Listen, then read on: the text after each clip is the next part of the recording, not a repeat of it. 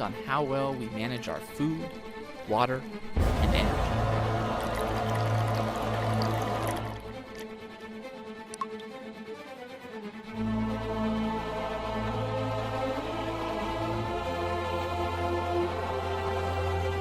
People need water to survive.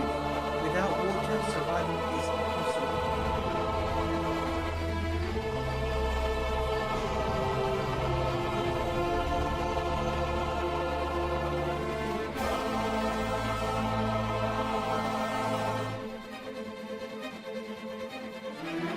All natural and technological processes proceed in such a way the availability of the remaining energy decreases. In all energy exchanges, if no energy enters or leaves an isolated system, the entropy of that system increases.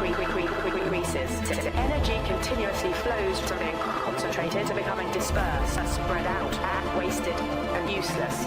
New energy cannot be created, and high-grade energy is being destroyed. An economy based on endless growth is unsustainable.